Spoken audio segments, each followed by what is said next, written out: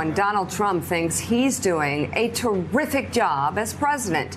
So do his supporters agree with that? We gathered a group of voters together here in Mississippi yesterday. Some backed Trump for president, some didn't. And of course, there was plenty to talk about. Here are some of their impressions of President Trump after 600 days in office. What's Donald Trump's best quality? The fact that he will identify a problem, believe he's right in the way that he goes about solving it or tackling that problem. He doesn't sidestep it. He doesn't sidestep it. He goes full head on with how he believes it should be handled, and he doesn't seek anyone else's approval to do that. I would agree with Rita that he is a strong charging man in terms of trying to move forward his agenda. I don't find him to be the kind of person that holds his finger up in the air to see which way the wind is blowing before he makes a decision. And so I think that's an admirable quality. I would have to say his directness is probably his best quality, and it comes from his days in Manhattan as selling real estate and his Trump brand. But he has the, he conveys the sense that he is absolutely certain of his position. What's his worst quality?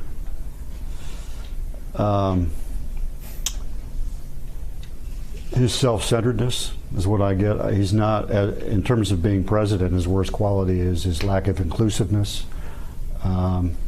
He panders to a very small subset of the Republican side of the ledger.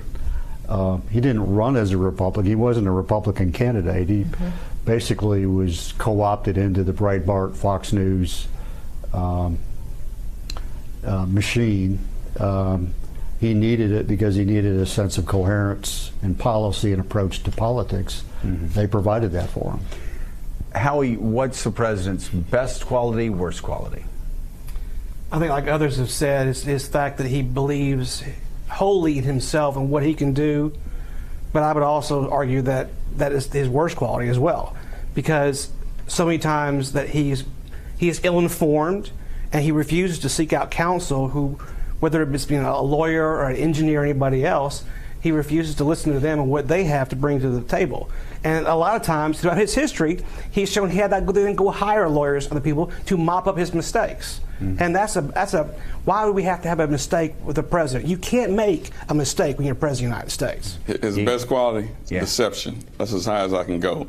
Okay. So it's deception because, for example, when you look at the economy, and he's taking credit for the economy, we know that when Obama inherited his economy, we were in a recession. And over time, we were emerging out of that, or evolving out of that recession. And so now, Donald John Trump is taking credit for us being where we are, and that's deception. You like that middle name of his? Yes, his worst quality is division. Division. Divisiveness. Best quality, I guess this is most beneficial quality to him, is his ability to just deny, and never accept, never admit to having done something. Because, in the past, politicians, if something like the Access Hollywood tape had come out, they would have come out and apologized and admitted that they did it. And, with Trump, he said, oh, well, it's just locker room talk. There was no big act of contrition. And when he did that, I started realizing that actually works. If you just don't admit to something and you don't really show contrition, you can actually just move forward as a politician, and it won't ruin your career like it has so many others. So that's been very beneficial to him in many circumstances, I think. Worst quality, I would have to go with his narcissism, because I think he finds it really difficult to disentangle Trump from America in terms of what's good for Trump and what's good for America. I think he tends to see those things as intertwined. And so he can't really see when he's doing something that he thinks is beneficial for him. He can't see the damage it might be causing to the country as a whole. So, Mika, what was I think the most interesting take was, first of all, the 4 people that voted for Trump are still with Trump. Yeah. Even if one of them wouldn't use Trump's name. He said, I voted for Pence. And they will vote for him again. But they said they would vote for him again in the general, but it was very interesting. Caveats. Every single one. I said, well, what if Mike Pence or Nikki Haley ran against him in a primary. They said, oh, we'd be totally open to that, which is interesting. You wouldn't have gotten that with Barack Obama and Democrats 18 months in. You wouldn't have gotten that with George W. Bush supporters. But everyone who said we are behind Donald Trump all said, oh, yeah, if Nikki Haley ran against him, if Mike Pence ran against him, oh, we'd certainly consider that. That was by far the most surprising takeaway of sitting down with this group of voters, because I've listened to probably 50, 60 focus groups of voters around the country, and I've never really seen that shift to looking at the prospect of supporting another candidate for the Republican nomination from voters who identify as strong Trump supporters. I would say that's definitely a fault line that President Trump should be aware of going into the midterms and over the next 2 years as he looks to his reelection. Yeah, that doesn't usually happen with incumbent presidents in certain parties. But again, these same Trump supporters weren't willing to say that he lied, or they weren't willing to say that he said anything that was racially insensitive. They weren't. I mean, you just go down the list, and they sounded like Trump supporters. They were going to defend him, but you get the real impression it was, yes, we will defend Trump instead of Nancy Pelosi or Hillary Clinton or the mainstream press. But at the same time, you could hear they were Republicans. A lot of them said, you know, one of them said John McCain. Mika did this great word association game. John McCain, hero. Robert Mueller, you know, fact finder. They had positive things to say about a lot of the people that Donald Trump's been critical of. But you know what I saw out of that? I saw at the end of the day, Republicans. Republicans who had a chance to beat Hillary Clinton and who don't want Nancy Pelosi to be Speaker of the House. I think that, I mean, the great primary challenges, you know, Ford and Reagan against Ford, Kennedy against Carter, both set up defeats. It wouldn't stun me to see the same dynamic, because there is, if anything, the divide between the elements of the party is even more profound now. Listening to him, it sounded, and was it like this in the room? It sounds as though they're describing their kid has stolen the neighbor's car, wrecked it, but they still love the kid. Yeah. And so you see what I mean? I did. It's like, you know, yeah, we know he's, you know, doing drugs, but, you know, he's a good kid, and we're going to get him together. I asked them about, for example, Stormy Daniels, and it was like the answer we got a couple times over was, I would not want my spouse to do that. Right. So it's. Yeah, this is the question I wanted to ask. I mean, Joe, you were saying they were Republicans, right? And in the context of the conversation, did you get a sense that the well-being of the country was more of a concern than their identity as a Republican? Well, I can what Trump was doing. I can tell you, especially with Pat, the one that kept winking at Mika, saying "bless your heart."